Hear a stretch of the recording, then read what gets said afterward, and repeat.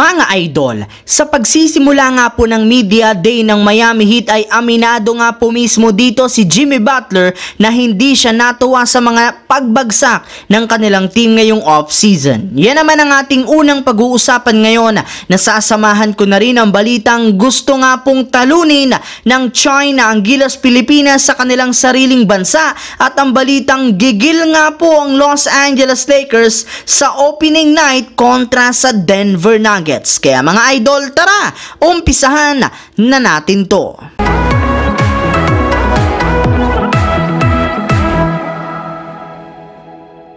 Sa ginanap nga po mga idol na media day ng NBA ngayong araw, agad na nga po ditong nagtrending ang bagong itsura ni Jimmy Butler. Yes mga idol, sa pagharap nga po nito sa media, ipinakita nga po niya dito ang kanyang bagong hairstyle na pinagkaguluhan sa social media. Sinabi rin naman dito na nasa emotional nga po siya ngayon bunsod ng sunod-sunod na pagbagsak ng kanilang team ng mga nagdaang buwan. Una nga po dito ay pagkatalo nila sa finals last season at ang pagkabigo ng kanilang team na makuha si Damian Lillard. Nabawasan rin naman sila ng ilang mga role player na napakahalaga ngayong off-season sa pag-alis sa kanila ni na Max Strus at ni Gabe Vincent na siya nga pong nagpahina ng todo sa kanilang lineup ngayon. Bukod nga po dyan, tinalo rin naman nga po sila ng Milwaukee Bucks at maging Boston Celtics pagdating sa pagkuha ng mga bagong players at pagpapa-improve ng kanilang lineup, plus hindi pa nila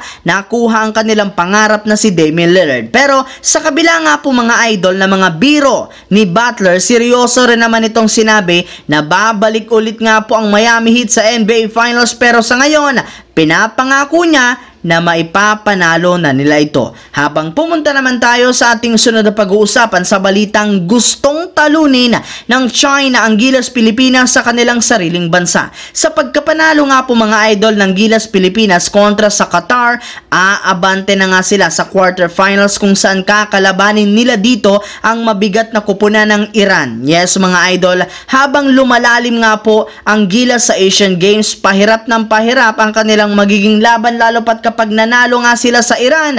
Posible nga po na makalaban nila sa semifinals ang host team na China na ayon sa balita gusto nitong bawian at makapaghigante sa Gilas Pilipinas sa kanilang sariling bansa.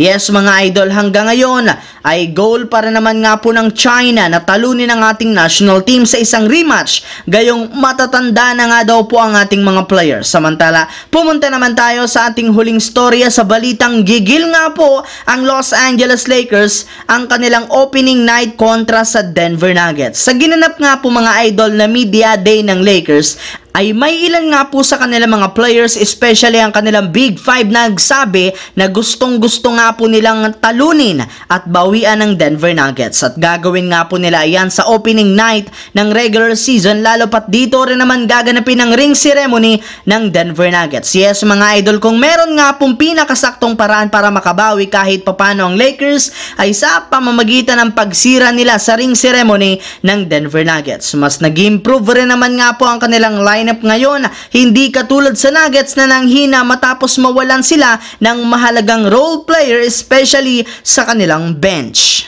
So yun lamang mga idol ang ating bagong video na ating pinag-usapan ngayon dito sa aking YouTube channel. Once again, this is your J-Zone TV. Huwag kalimutang mag-like at syempre mag-subscribe. Pindutin ang notification bell sa aking channel para lagi kayo maging updated sa mga videos na pinapalabas ko. I-follow, bisitahin ang ating Facebook page, J-Zone TV. Maraming salamat mga idol.